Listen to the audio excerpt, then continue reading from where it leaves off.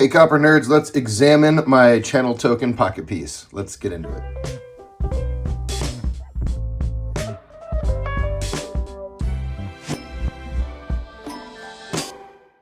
So I've been packing this one around with me for a day now. It is no worse for wear. I have been mishandling it. It has not picked up any fingerprints, which surprises me. I mean, I haven't been like pinching it, but I have been very casually handling it and handing it to people who have been mishandling it. I wanted to talk a little bit about what we're seeing on strike variation, just things that you should be aware of about how these were made. Now keep in mind, these are tokens and not coins. Of course, we started with one of these vintage reverses. This will be the next one we're going to use. And it looks like it should be a pretty good fit. It's going to match with the same obverse. But since we're using these weird vintage dies of all different sizes, we had to match the obverse die size to the reverse die, which Joe at Root River Mint did.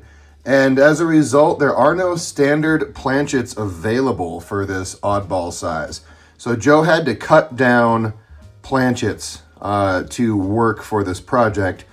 Most are going to have some little version of that. This one's a little bigger than on the others, but that's just where the cutting started and stopped.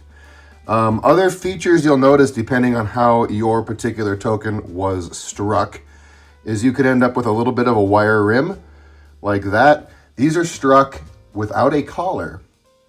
So when the metal flows away from the center, if it goes past the shoulder of the token, it's going to sort of mush up and around the shoulder of the token die. Or on the obverse die. Let's see. This one has a little bit of a wire rim effect from where the metal flow sort of wrapped itself around the die right in this area. And then this is where that one was cut right here. So you'll see some little hallmarks in striking variation depending on how exactly the planchet was laid in the coining chamber and depending on how the cutting went. You won't see that on the brass trial strikes, in part because these were struck on existing undersized planchets. We needed planchets slightly larger. These are going to be auctioned next weekend at the Facebook group. And I'm going to sneak preview these.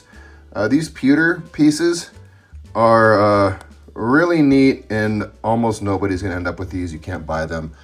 They are going to some of the individuals who have significantly helped me with this project. But again, my pocket piece, I'm really enjoying. This one's got, it displays all the things I was hoping to see when this project was started, which is the imperfections on the old die, being the chip outs in the center, some of the rust pitting, particularly around the word good, and just some of the little defects on the face of the vintage die. These look so nice. I mean, nothing with this depiction has appeared on a token for, over a century. So to see freshly struck material off of one of those vintage dies is really cool. And then Joe did such a nice job with this obverse die.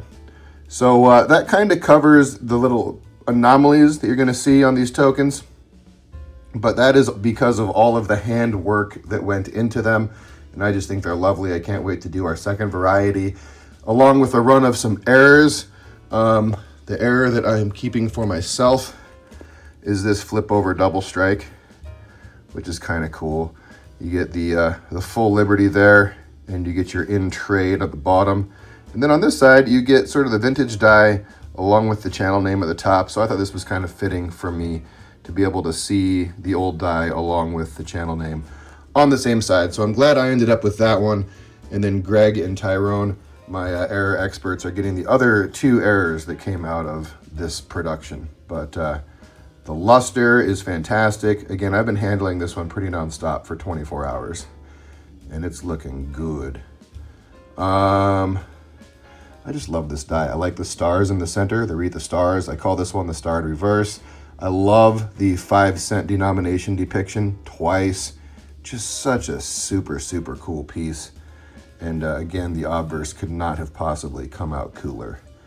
So I will toss in a few photos.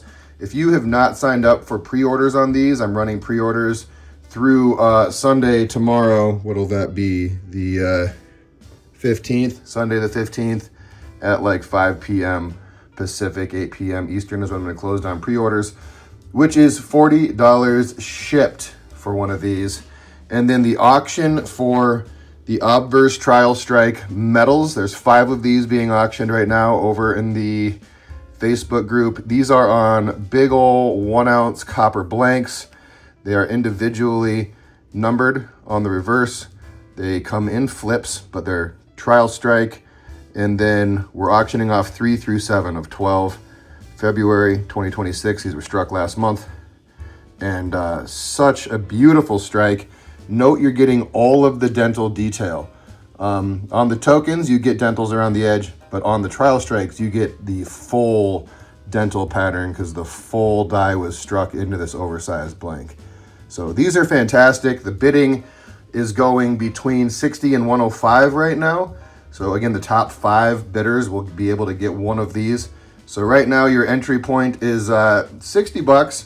Auction started yesterday in the afternoon and runs through tomorrow, again, 5 p.m. Pacific, 8 p.m. Eastern. But if you want one of these, they are pretty incredible. I actually put a bid in for one for myself at $95. So only 4 of them are available until all the bidding gets ahead of me at 95, because I would love to have a second one. They're just so great. But that's what I got. Thanks for checking this one out. Feel free to hit me up in the comments. I'll catch you on the next one. Peace.